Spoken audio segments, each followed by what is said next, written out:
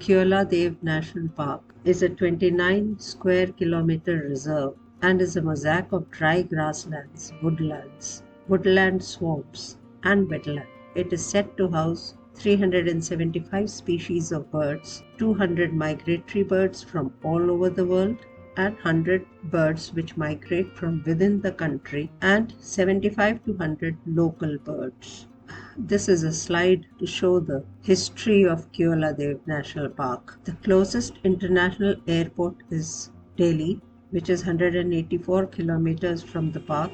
It is well connected by rail and road. This is a map of the park to show all the areas and how they have planned it out. We visited the Keoladeo National Park from 17th to 21st January 2022. To our bad luck, whole of 18th and 19th and pre-lunch 20th were foggy, cloudy and extremely cold. Had booked the tourist lodge in advance, so did not cancel. Did manage to get a few good shots though, thanks to the camera. From Moradabad, we opted for the route via Dasna on to Eastern Peripheral Expressway and then State Expressway bypassing Mathura, though this route is 100 kilometers longer than via Aligarh, as former is an expressway and the latter a single lane road. Rajasthan tourism is fair enough with bookings online. Staying inside gives a wonderful feeling of staying in the jungle. In this video, I will share the shots of the birds which I took,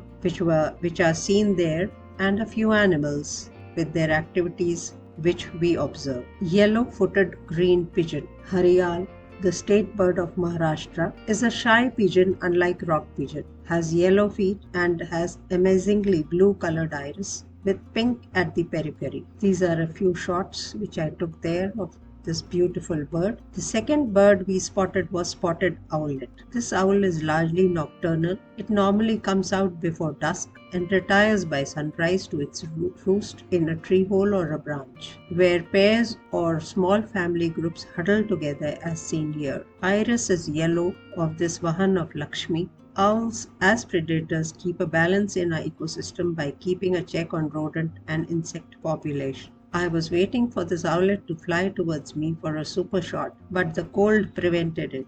It was all cuddled up with its family, but seeing me flew and sat on this branch, slowly opening and closing its eyes, waiting for me to go away, probably guarding the family. The third bird we spotted was the darter or the snake bird, which is a water bird. The origin of the name is apparent, for while swimming only the neck appears above water, so the bird looks like a snake ready to strike. It hunts by spearing the fish and other small prey using its sharp, slender beak, obvious from these photographs that I have taken. Darters swim with their webbed feet and pursue their prey, fish, underwater and spear their prey by rapidly stretching out their neck. For larger fish, they use both their jaws and use the lower jaw on smaller fish. They bring their capture to the surface of water, toss it backwards and engulf it head first. Unlike ducks, ospreys and pelicans who coat their feathers with oil from their uropineal gland, the darter does not have a waterproof feathers. Their feathers get soaked up upon immersion in water, therefore they cannot stay floating on water for long periods of time. So they dry themselves up by coming out and flapping their wings, sitting with their wings towards the sun and face away from the sun. It was a visual treat to watch them do such sort of hunting, and I succeeded in recording quite a few sequences which I share here, one for a larger fish, the second one for a smaller fish. This is how they spear, then they flip the fish in the air and then swallow it whole, with the head end of fish being the first one to getting swallowed.